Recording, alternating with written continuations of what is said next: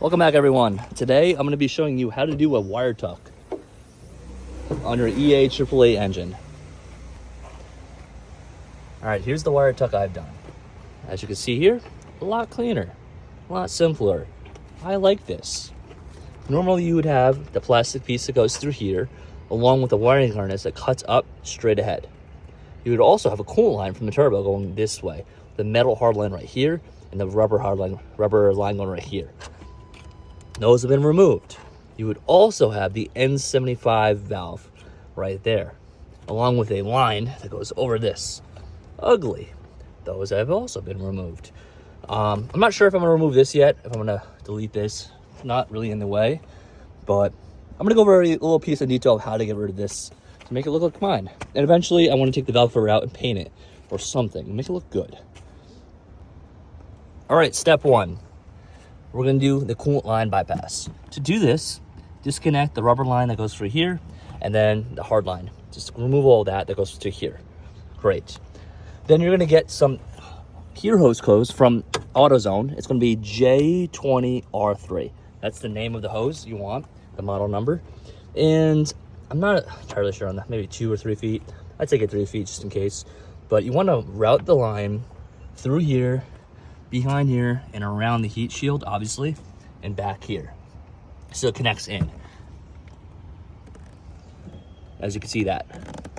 I've been running this setup for about a month now without any issues. Obviously you need more coolant because you're going to lose coolant.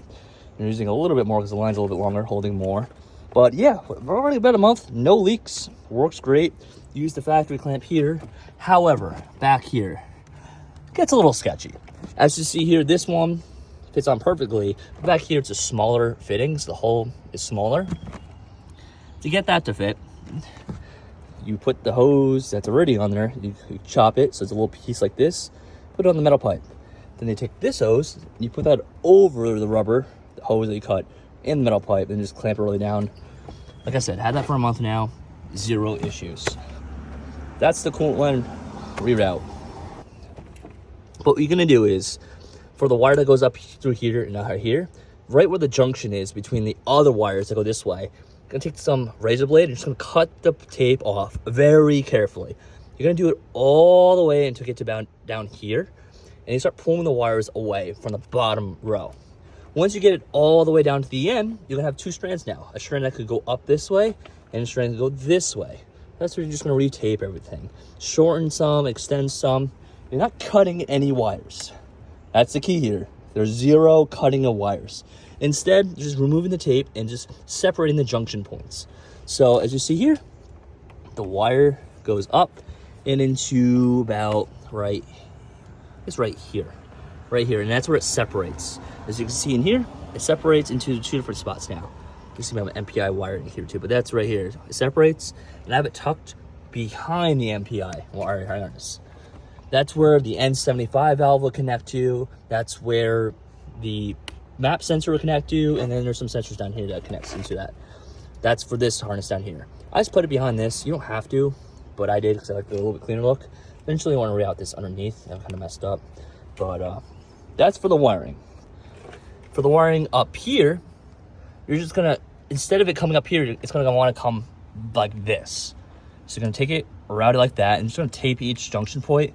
Eventually you want to get the Volkswagen tape so it looks a little cleaner. I did this, like I said, a month ago, so it was kind of sloppily. It was really hot out, but it's been holding up pretty well.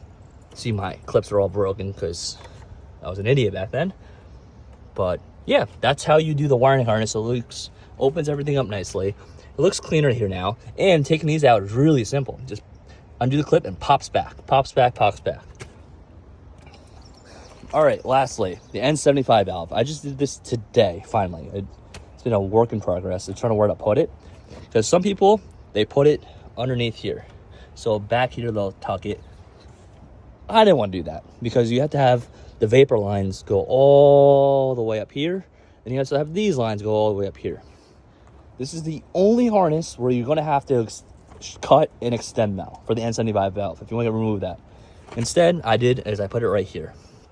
I left my BFI mount, engine mount. I think it's a good spot. Eventually, I'm going to cut down this mounting plate so it's a little bit smaller. But what I did is the line right here from the vapor for emissions goes right into the 75 valve right here. This line loops back around through here, underneath the coolant line and behind the heat shield, and just pops in right here. Real smooth. Haven't had any issues yet. It's like 100 degrees. It's no check engine light, no codes. So it seems to be working, but I'm going to keep an eye on it, make sure nothing rubs. You can put some tape on there to make sure it doesn't rub around, because it is a fuel vapors. Lastly, the harness now. So the harness will come out from right here, and it will pop up to here where I plug in.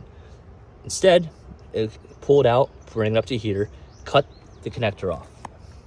And then you're just going to lengthen the wires. And I had the connector wire go down, under, up to right here. I used the same fabric tape that I used for everything. And that's how I got this super clean looking wire duct. But yeah, that's the wire duct on this 888 GTI or GLI, etc. If you have any questions, feel free to leave them down below in the comments. I'm happy to answer them. And yes, I'm sorry I don't have any actual videos of me doing this. I kind of just did this out of experimentation to see if I could do it. And later I realized, oh, you can do it, and I should have recorded this. But that's the video. Enjoy.